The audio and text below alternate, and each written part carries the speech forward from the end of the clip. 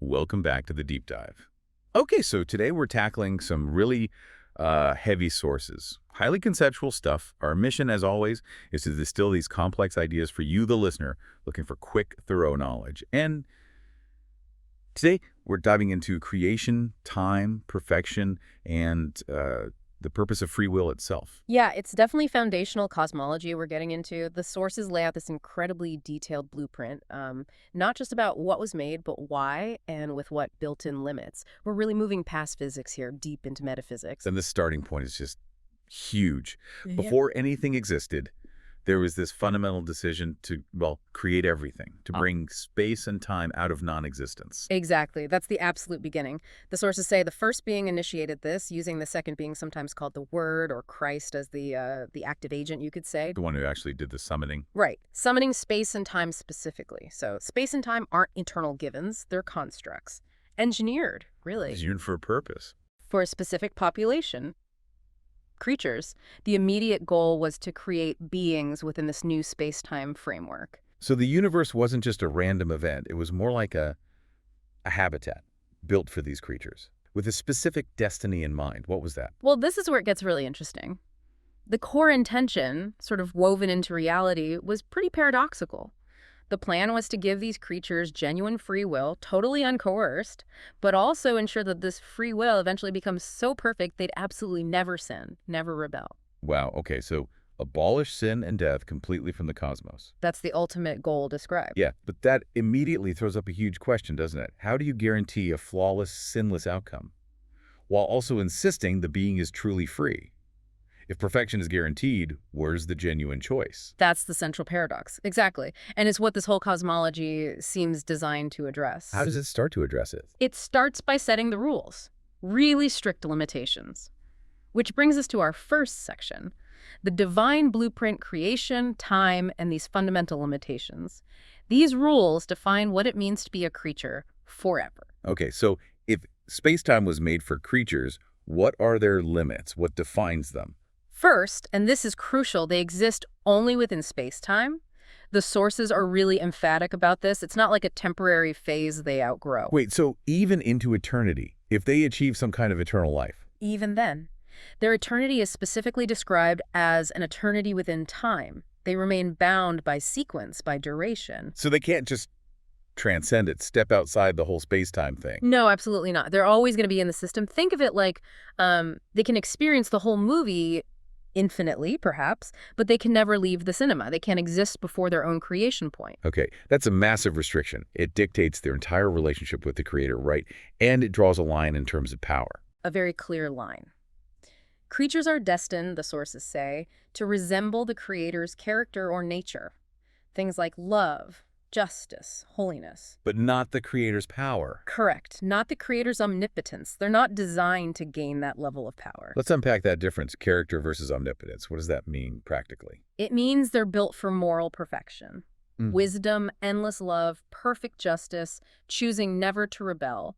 They can perfectly mirror the creator's relational qualities, but they'll never, speak a galaxy into existence. They won't ever transcend time itself and exist in that eternal now we'll talk about later. So they're perfected occupants of the system, not potential co-architects. Exactly. The goal is perfecting their moral and relational being, their free will, not turning them into copies of the creator's infinite power. Right. It makes the whole setup feel like a forge, maybe, designed to shape free will towards this state of perfection. A perfection that has to be freely chosen, but is somehow also the guaranteed endpoint, which still feels like a tightrope walk. It absolutely is. And that tension, that balance between guaranteed outcome and genuine freedom leads us straight into the next big piece. The paradox of free will and true perfection. Because you can't just build a perfectly obedient machine if the outcome is just programmed in. Then the love or obedience isn't real. It's meaningless. The sources are very strong on this point. A creature created incapable of rebellion isn't truly perfect. Why not? Seems safer. Because, the argument goes, love can't truly enter such a being. The capacity to reject, to say no, is actually what gives the eventual yes its meaning, its cosmic weight. So true perfection isn't being unable to fail. It's being able to fail, yet freely choosing never to fail. Precisely. It's a perfection achieved through choice, not through incapacity. Okay, so how does that free will actually operate then? if it's choice-based? Well, these free-willed creatures, they don't just love or obey automatically. It's not instinctual in that sense. They have a prerequisite. They first need to understand the reason why. Why should they love? Why should they obey? Only then will they commit. That puts a lot of emphasis on rationality, on understanding. It does. And it means the creature can't be the one to start the relationship, functionally speaking. They can't just decide to love the creator out of the blue. So the creator has to initiate. Yes. The creator must act first, must provide the reason, the demonstration that warrants that kind of eternal commitment. And given the stakes, eternal perfection, abolishing sin, what is that ultimate demonstration? The one that satisfies this need for a reason. The sources point unequivocally to one event, the cross. The creator entering the system, experiencing its limits, suffering within it. That act is presented as the ultimate, undeniable proof of love. The sufficient reason. The eternally sufficient reason for the creature to freely, rationally choose to fix its will on the creator forever. It answers the why. That makes sense as the solution. But let's rewind to the problem inherent in creating free will in the first place. If you give beings freedom, especially, new immature beings in time, Yeah. errors seem likely. More than likely. This leads to what the sources present as a kind of statistical inevitability. Giving free will means the possibility of sin is always there. Okay. And here's the stark part. In a system bound by time, unless that possibility of sin somehow reaches absolute 0%, failure isn't just possible, it's effectively guaranteed to happen eventually. You mean like if there's even a tiny chance of sinning in any given moment over enough time? Over enough time, which eternity within time provides, that probability mathematically approaches 100%. The source flat out says, unless the possibility is extinguished, the creature will eventually sin. 100%. Wow. So it's not if but when for any creature left to its own devices indefinitely. Basically, yes. That's the inherent risk, the mathematical consequence of limited sequential existence combined with real freedom. That suddenly makes the creator's goal of perfecting free will seem less like a nice to have and more like an absolute necessity. The system has to achieve this perfection or it ultimately fails due to this statistical certainty. Exactly. If the goal is no sin and no death, and sin is statistically baked into imperfect free will over time, then something has to intervene to change the equation. Which loops back to the cross again. Right. It's presented as the mechanism that allows the creature's choice to move from statistically probable failure to eternally secure success. Based on that overwhelming evidence of love and justice it provides, it extinguishes the root possibility of choosing rebellion. Okay, this inherent statistical risk for creatures, bound as they are in time, sets up a really stark contrast with the creator. How does the creator manage this time-bound system while presumably existing outside it? That's the next huge piece. Section 3, time transcendence versus time restriction. For us as creatures, time feels like, well, it dictates everything. We're sequential beings. We're slaves to sequence, as you put it earlier. One moment after another, we act, then deal with consequences. And critically, the past becomes fixed. We experience it as unchangeable. Once a moment passes, our ability to influence that specific moment is gone. That's a fundamental limit for us. So how is it different for the creator? Utterly different. The sources describe the creator's nature as existing outside of time in what's termed the eternal now. The eternal now. What does that actually mean? To exist in all moments simultaneously. It means not being bound by sequence at all. Imagine, instead of reading a book page by page, you see the entire volume instantly, all at once. Past, present, future of the entire created space-time. It's all just now for the creator. Simultaneously present. Yes. Transcending that step-by-step change we experience. And if the creator experiences everything at once, that implies immutability. The creator doesn't change because there's no sequence of events for the creator to react to. Exactly. For the creator, the whole sweep of cosmic history, from the first moment of creation to its final state, is just one single static, simultaneous reality. This inherent simultaneity is key to the creator's unchanging nature. Okay, my mind is stretching here. This isn't the idea of a creator who just sets things up and lets them run. This implies constant active involvement. Absolutely. That's a core point in these sources. The creator didn't just create space-time and creatures. The creator actively sustains them every single moment. Sustains them. How? Like, provides the energy. More fundamental than that, sustains their very existence and coherence within the sequence. Without this continuous act of holding everything in place, the sources suggest the whole structure would just dissolve or become meaningless. Let's break that down. Sustaining the past, present, and future. What does it mean for the creator to sustain the past? For us, it's done, fixed. Right, fixed for us. But the sources indicate the past only remains fixed and real because the creator is currently, in the eternal now, sustaining it. If the creator stopped actively holding your past memories and events in existence, It wouldn't just be forgotten, they'd cease to be. that's the implication. The very reality of history, its stability, depends on the creator continuously upholding it in that simultaneous now. That's staggering. History isn't dead, it's actively maintained. Okay, what about the present? Why do we feel it passing? Our experience of the now moving forward, that flow, is because the creator is sustaining it as a sequence for us. It's part of the creaturely package, designed for our limited nature. That feeling of 1 second ticking into the next is the effect of that moment-by-moment sustainment, making it real for us in a linear way. So our perception of moving time is itself a sustained construct. Okay. And the future. If the creator sees it all simultaneously, how is the future still future for us? How does it maintain its potential? It exists, potentially and actually, only because the creator is also sustaining it now, and crucially, sustaining its coherence. Coherence, what do you mean? Well, the sources use some pretty stark examples. Without this constant, faithful sustainment of the future, ensuring things follow logically from the present, the creator could, theoretically, just change the script arbitrarily. Like turn a person who exists now into, I don't know, a pile of germs in the future, or an angel into a worm.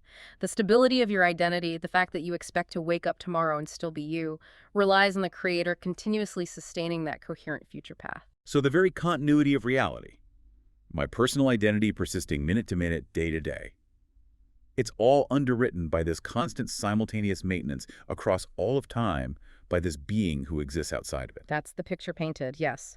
The creator is holding every moment, ensuring its structure and stability, maintaining the consequences of actions, all while remaining completely unchanged by the sequence itself. Which brings us, I think, to section 4.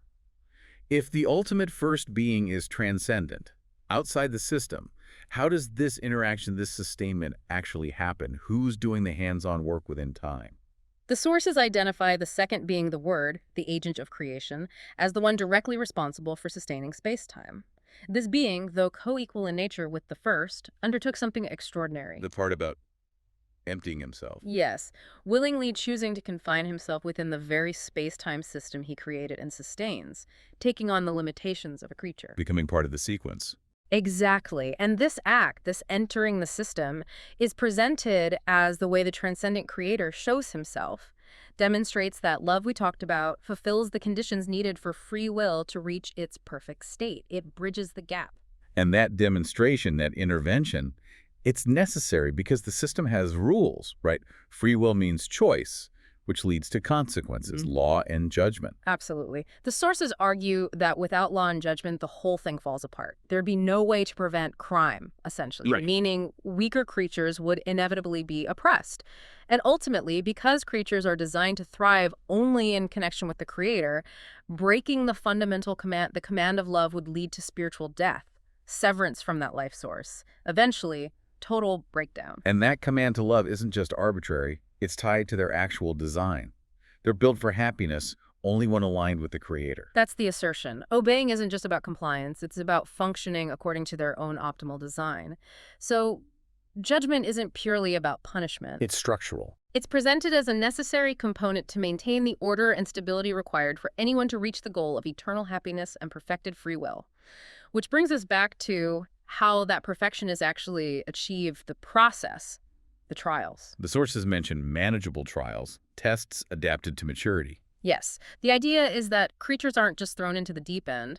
The creator provides tests or temptations that are calibrated to what they can actually handle at their stage of development. Yeah. Like a personalized curriculum for free will. But Adam failed. The first one didn't pass. Adam failed the tests, yes. And that failure isn't seen as just, bad luck. It's framed as the inevitable playing out of that statistical probability we discussed. Free will was given, but it wasn't yet eternally secured by the necessary understanding and choice. The potential for failure was realized. Okay, but what about others? The sources mention righteous angels who didn't fail their initial tests. Are they done? Is their free will perfected already? Interestingly, no. Not yet fully completed or eternally fixed. They passed an initial stage, maybe demonstrated loyalty or potential, but they're still time-bound creatures. Their free will isn't considered absolutely secure until the whole cosmic process reaches its conclusion. If it wasn't completed by the appointed time, they too, the sources suggest, could eventually fall prey to that same statistical inevitability over vast timescales. So even the good angels need something more. How do they, or any creature, get that final permanent security? They need confirmation. They need to see the ultimate proof of the Creator's justice and love, a validation of the commandments. The sources suggest they achieve this final confirmation by observing the Creator's full plan unfold, specifically witnessing the outcome of the Creator's intervention for the fallen creature, Adam. Seeing that restoration, that demonstration via the cross and its effects, provides the final, irrefutable evidence they need to eternally fix their own wills. So the cross isn't just for the fallen, it's the universal mechanism for all free will completion. That seems to be the core argument. Free will is only perpetually secured through that ultimate demonstration. The creature faces a choice: find an eternal reason never to sin based on overwhelming evidence, or, well, the alternative might be losing free will, which the Creator wouldn't do after granting it. So the fixation has to happen through the cross. It provides the rational, undeniable, eternal reason that transforms potential failure into chosen, permanent perfection. That's the synthesis presented. The choice remains free, but the evidence becomes so compelling that the will locks onto the good eternally. Right. Wow. Okay, that was definitely a deep dive. We've covered a massive amount of ground, from the initial act of creation to the mechanics of time and the final perfection of free will. Let's try to boil this down. What are the absolute key takeaways for you, for the listener, from this complex cosmology? Okay, three main things maybe. First, creaturehood has hard limits. You're always going to be within space and time. Your eternity is temporal, and you're built for perfect character, perfect love, but not for omnipotence. That distinction is crucial. Got it. Limits are permanent. Second, I'd say, is the paradox of perfection itself. Real love needs the possibility of rejection, which means sin was statistically almost inevitable for time-bound free will. The whole system, including the cross, is the solution to that inherent structural problem. Yeah, that's spot on. And third, the nature of time and sustainment. The Creator isn't bound by your sequence, but exists in an eternal now, actively upholding every moment, your past, your present, your future, making reality coherent and stable. Your existence relies on this continuous, simultaneous act. It really reframes everything. Which leads to a final thought to leave with you, the listener. If the Creator is sustaining every moment, including all your choices and their consequences, and sees the end from the beginning, what does that truly imply about destiny versus free will? Is the Creator simply upholding the inevitable path your choices create? Or is that constant sustainment the very thing that makes your choices real and meaningful within an eternally stable reality? It might be that the sustainment guarantees the reality and consequence of your choices, making them the very mechanism by which your will can be permanently fixed, freely on the good. The choices are real, profoundly real, precisely because the canvas they're painted on is held eternally secure. Something profound to think about. Thank you for exploring these deep waters with us. Join us next time for another deep dive.